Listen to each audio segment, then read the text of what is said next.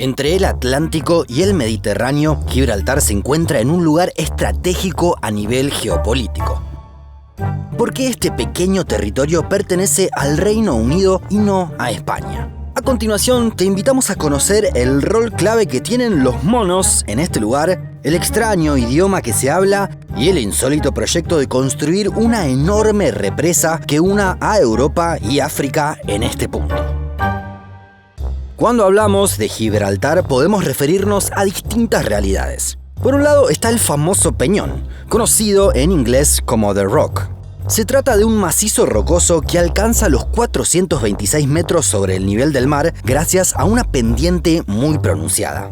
También podemos hablar de la península de Gibraltar, ya que el peñón está unido de esa forma con el continente. Más conocido aún es el estrecho de Gibraltar. La referencia, en este caso, es al espacio en el que las masas de agua del océano Atlántico se unen con las del mar Mediterráneo. Además, allí Europa y África se separan por solo 14 kilómetros. Igualmente, no es el punto más meridional del continente. Punta de Europa se encuentra en el extremo sur de Gibraltar. Pero si vemos unos kilómetros hacia el oeste, podemos observar a Punta de Tarifa, en Cádiz, que está aún más al sur. Si hablamos de Gibraltar a secas, nos referimos también a una ciudad, que tiene un estatus político muy particular. Para la ONU es uno de los 17 territorios no autónomos del mundo, la forma en la que se refiere a las colonias. En 2019, la Unión Europea también mencionó a este territorio británico directamente como una colonia. Allí viven 33.000 personas en una superficie de casi 7 kilómetros cuadrados. De esta forma, tiene una densidad de población tan alta que si ordenamos a todos los países y territorios dependientes, solo es superada por Macao, Mónaco, Singapur y Hong Kong. Es tan pequeño el territorio que la frontera internacional entre España y Reino Unido se extiende por solo 1.200 metros. Es la segunda más corta del mundo, solo superada por la que separa a Botsuana de Zambia. Del lado español nos encontramos una ciudad llamada Línea de la Concepción. Se calcula que 11.000 de sus 70.000 habitantes cruzan todos los días para trabajar en Gibraltar. Por pertenecer a Reino Unido, pero por el vínculo con España, en Gibraltar se habla un dialecto propio conocido como llanito. Es una mezcla de español e inglés con un marcado acento andaluz. Hoy en día, el great majority de los newspapers y magazines tienen algún tipo de online presence para sin poder tener acceso a un wider public. Los news los cogemos sin ningún delay. El challenge es poder ser distinguishing entre lo que está bien, lo que está mal y lo que está exagerado. Pero, ¿por qué este territorio pertenece al Reino Unido? Para comprenderlo, tenemos que retroceder hasta principios del siglo XVIII. En ese entonces se desató en Europa la llamada Guerra de Sucesión Española. En el marco de ese conflicto, en 1704, Inglaterra tomó Gibraltar por la fuerza. 9 años después, se puso fin a la guerra con la firma del Tratado de Utrecht. Uno de los artículos decía que España cedía a Gran Bretaña la ciudad y castillo de Gibraltar, juntamente con su puerto, defensas y fortalezas. Allí, oficialmente, el peñón dejó de ser español, aunque siempre se mantuvo la voluntad de recuperarlo. De hecho, entre 1779 y 1783 se produjo el Gran Asedio. España quiso retomar el control de la zona por la fuerza, pero fracasó militarmente. Con el paso del tiempo y aprovechando distintas circunstancias, el Reino Unido amplió la zona de dominio, lo que ha generado más reclamos españoles. Actualmente, lo que para los británicos es la frontera, los ibéricos lo llaman la verja. Claro, España no puede reconocer una frontera internacional en lo que considera territorio propio. A partir del siglo XX, la vía diplomática se sumó como alternativa para recuperar el territorio. La ONU emitió resoluciones en las que se instó a los gobiernos de España y Reino Unido a encontrar una solución a la situación colonial. Ante este escenario, los gibraltareños buscaron que se tenga en cuenta su opinión y celebraron un referéndum en 1967. Los resultados no dejaron dudas, ya que más del 99% votó para seguir bajo tutela británica. A partir de ahí, España decidió cerrar la frontera, que recién volvería a abrirse en 1982. En 2002, los gibraltareños volvieron a las urnas. En este caso, rechazaron una propuesta sobre una soberanía compartida del territorio entre las dos naciones involucradas. Más allá de la voluntad de los locales de seguir tutelados por la corona británica, en 2016 sufrieron un revés con el Brexit. Es que el 96% votó a favor de que el Reino Unido se mantuviera dentro de la Unión Europea, opción que no se impuso.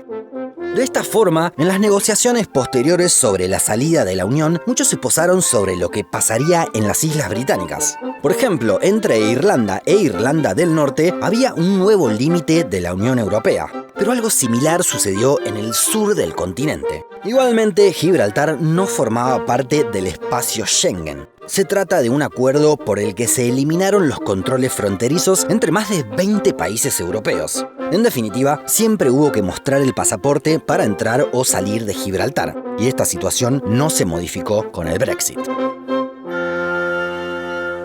Gibraltar ocupa una posición geoestratégica privilegiada. Desde allí se puede controlar la conexión marítima entre el Mediterráneo y el Atlántico, un punto neurálgico del planeta. Además de esta posibilidad, el Reino Unido aprovechó también Gibraltar en el contexto de la Segunda Guerra Mundial. El Peñón se transformó en un gran centro de aprovisionamiento. Pero literalmente el Peñón. Se cavaron 50 kilómetros de túneles subterráneos. Allí existieron depósitos de comida, agua, combustibles, generadores de energía y hasta hospitales. Es que bajo tierra, además de aprovechar el poco espacio que hay, podían estar a salvo de un ataque o bloqueo. En la actualidad, y después de muchos años de reclamos, Gibraltar logró que su selección de fútbol sea parte tanto de la UEFA como de la FIFA. Podemos verla disputando la clasificación para la Euro o para el Mundial y sufriendo ante rivales de primer nivel, aunque también ha logrado ganar partidos ante adversarios de su talla.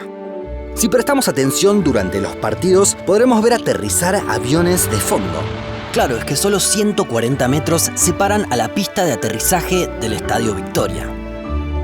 Sin dudas, el de Gibraltar es uno de los aeropuertos más extraños del mundo.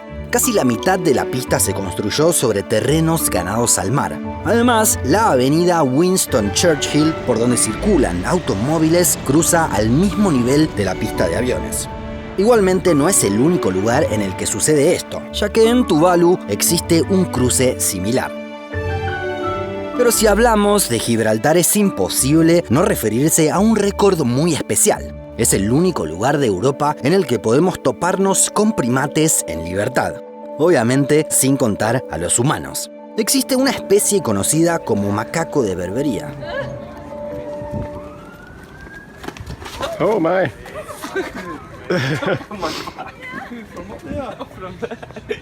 He likes you. Oh shit. Según la tradición local, mientras haya monos, Gibraltar seguirá siendo británica. Finalmente, Gibraltar es protagonista de uno de los proyectos más extravagantes del siglo XX. El arquitecto alemán Hermann Sorgel propuso en 1928 crear una gran represa en el estrecho de Gibraltar. Según el plan, tendría 35 kilómetros de largo y 550 metros de ancho. La idea tenía distintos objetivos. Por un lado, permitiría generar energía para toda Europa. Por otro, se buscaría drenar el Mediterráneo. Al cerrar la conexión con el Atlántico, por la evaporación bajaría el nivel entre 100 y 200 metros. Esto generaría nuevas tierras en el norte de África y en el sur de Europa, según el plan. Así, se formaría un supercontinente llamado Atlantropa, que fue el nombre del proyecto. Las ciudades portuarias quedarían lejos de la costa. Incluso hasta se proponía una solución al conflicto árabe-israelí, ya que surgirían nuevos lugares para asentarse. La idea se complementaba con una segunda presa entre Italia y Túnez, que estarían mucho más cerca, y una tercera en el estrecho de los Dardanelos, para separar al mar Mediterráneo del Mar Negro. El objetivo de fondo del alemán era que Europa tuviera mayor disponibilidad de las riquezas africanas. En plena época de colonización del continente, no importaba demasiado la opinión ni el bienestar de los africanos. A pesar de haber tenido muchos adeptos, por suerte no se implementó este proyecto. Son incontables las complicaciones que habría tenido. Imaginemos que si descendiera el nivel del Mediterráneo, subiría en el resto del mundo, por lo que ciudades en otras latitudes habrían quedado bajo agua. Pero además esto hubiera modificado el clima y el régimen de lluvias de toda la zona. Las consecuencias ambientales para la flora y la fauna habrían sido catastróficas. Y ni siquiera habrían sido demasiado útiles las tierras ganadas al mar, ya que por la salinidad no serían cultivables ni aprovechables. Según tu opinión, ¿qué otras complicaciones tiene esta idea? ¿Qué proyectos implementados por el ser humano tuvieron consecuencias no deseadas? Déjanos tu comentario más abajo. Además, te invitamos a que te sumes como miembro de Un Mundo Inmenso. Con un aporte mensual podrás ayudarnos para que podamos realizar más y mejores videos. También tendrás acceso a materiales exclusivos.